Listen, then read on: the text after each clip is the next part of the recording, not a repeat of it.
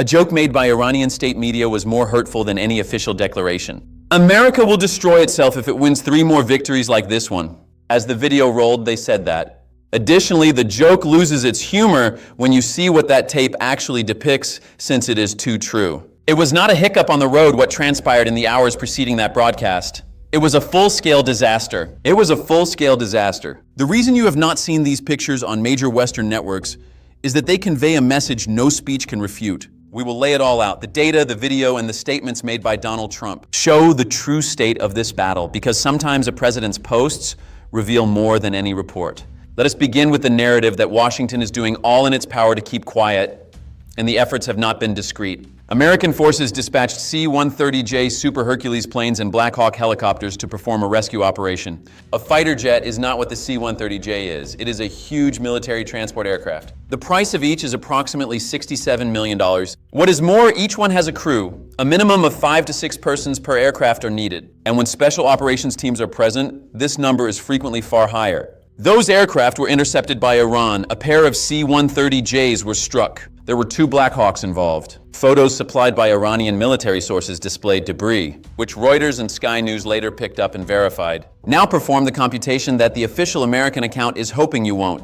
10 soldiers make up 2 C-130Js. A combat rescue configuration with 2 Black Hawks, each with about 6 crew members, is 12 more. That might result in the loss of 22 U.S. military troops in a single rescue effort, intended to retrieve victims of the previous day's casualties, but instead became a disaster. The official answer from Washington? They mentioned minor injuries and acknowledged 1 recovery. The pictures do not fit that description. The total lack of further search efforts is consistent with a much worse outcome. To put it plainly, there are things that have been proven and things that are yet unknown. Both sources attest to the rescue operation. Western media has confirmed the aircraft were struck. 1 crew member is missing. No government has made a public accounting of every member of the rescue team. Additionally, the official Washington casualty figures are significantly out of proportion to the amount of hardware that was destroyed. The precise number of casualties and the condition of everyone on board is still unknown. The evidence that is now available suggests that the official narrative is not full. Furthermore, the picture that appears is far worse than what Washington is openly acknowledging when you fill in the blanks with the tangible proof of what was destroyed and the silence surrounding any recovery efforts in the region. Let us now discuss Donald Trump's public actions, as they are very remarkable, and not in a positive sense. The administration was subtly requesting a ceasefire. Through middlemen, that communication was being transmitted in private. At the exact moment, Trump posted this on Truth Social at the exact moment, and several American media outlets reported what he actually said. "Open the darn straight, you insane bastards, or you will live in hell." He made threats to demolish Iranian bridges and power stations. He declared Tuesday will be power plant day. He was thinking of taking Iranian oil. Go back and read that slowly. During an ongoing military conflict in which his forces are suffering significant casualties, a sitting U.S. president is simultaneously requesting a ceasefire through private back channels, announcing specific strike targets by day of the week, and posting vulgar threats on social media. Iranian media did not require comments. The posts were self-explanatory. A military leader does not act as though they are winning when they begin yelling insults at an opponent who has just wrecked their aircraft and derailed their rescue operation.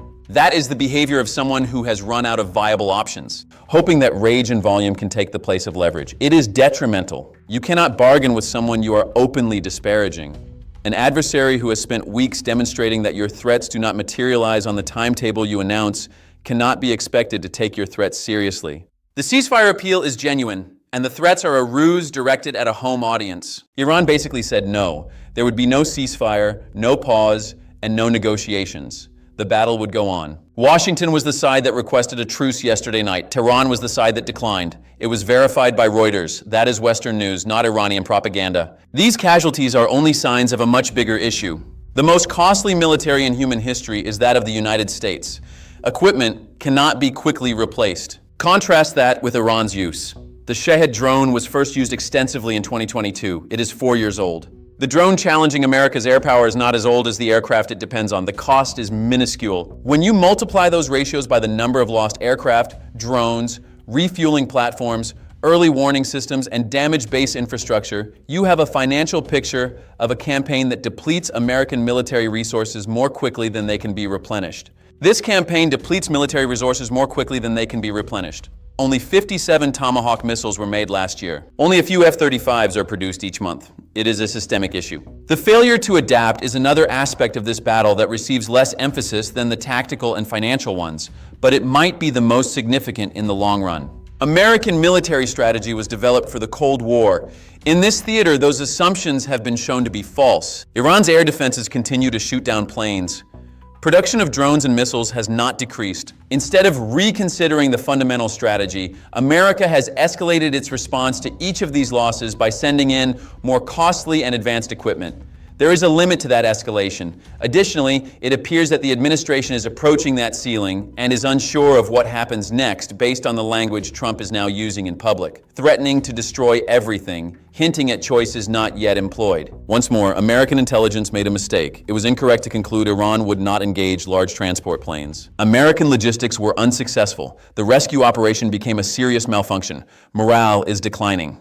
The conflict that was intended to end in 2 weeks has now resulted in a disastrous rescue effort, the commander-in-chief's public breakdown, and a peace request rejected by the side that was meant to be pleading for forgiveness.